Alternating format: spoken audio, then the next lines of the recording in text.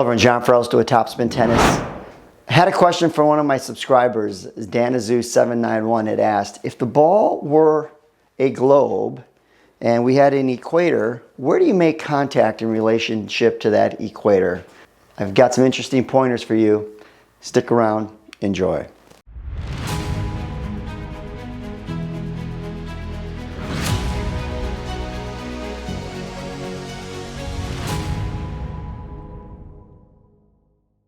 All right, if the ball were in a globe and that's the equator, where do we make contact with that ball? It depends. I've talked about in the past in other videos that there's really two variables you need to keep in mind when you're going to be hitting a tennis ball. One is the incoming ball. What is that ball doing? Is it a dropping ball? Is it leveling out? Is it rising?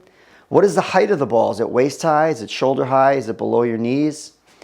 What kind of spin, what kind of speed, the depth, those are all important variables to keep in mind. The second thing to keep in mind is what is your intent?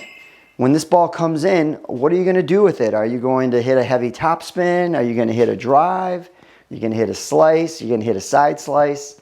All those two things are so important. So for this example, we're just going to use a standard Topspin Pro ball here below my waist. Ball static, so we don't really have an incoming spin or speed, but my intent here is going to be just a heavy topspin shot. So here's the equator.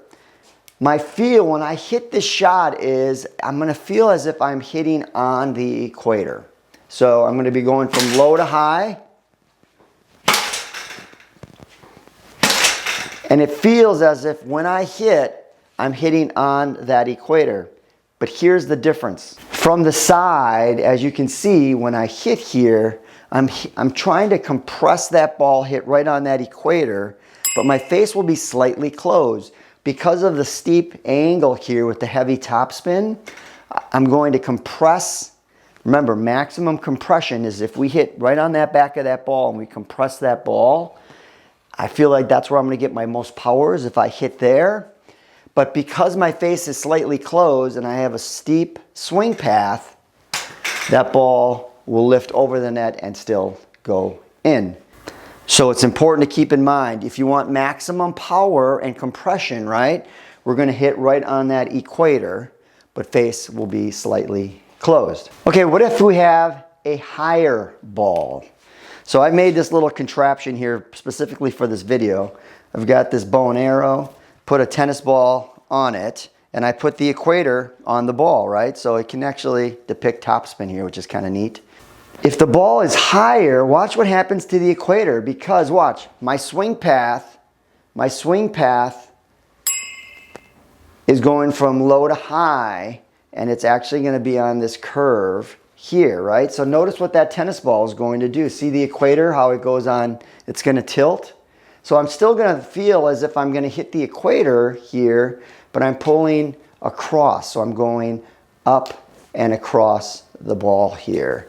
So even on a higher ball, I still feel as if I'm going to hit that equator. I'm coming from low to high here. And then once I get there, I'm actually pulling across the ball. So actually watch how the spin, see what it looks like? Here, we're actually going to be pulling up and across. My friends Chuck Tomlin and John Carpenter talk about a power fade. This would be ideal here. You can actually see the spin here when I hit it. This ball's actually spinning sideways, right? Top spin standard, it's going to be going low to high. See how it's spinning end over end? And here, it's actually going to be moving sideways. So if you see that ball, it's actually going to fade. We'll actually be able to pull that ball across the court. So there's the high ball. See how it's tilted, the equator, and I'm going to be pulling up and across there as well. If it's a low ball, look what happens now to that equator. Here's standard. Look at a lower ball, what happens. See how that equator tilts this way? So now I'm coming from inside out here, and that would be a standard draw, as Chuck and John talk about. So anyway, I hope this helps. Do me a favor. I get a lot of my video ideas from you, and when you put them down in the comment area, leave some thoughts, any ideas you'd like to see. Thanks again, Danazu791, for your question. Take care. You know that I have a Topspin newsletter, and if you subscribe to it, you're going to get my next gen forehand blueprints. Click the link below, throw in your email address, you get access to the newsletter, which I send out every month, and you're going to get the next gen forehand blueprint. 10 pages of quality information. Enjoy.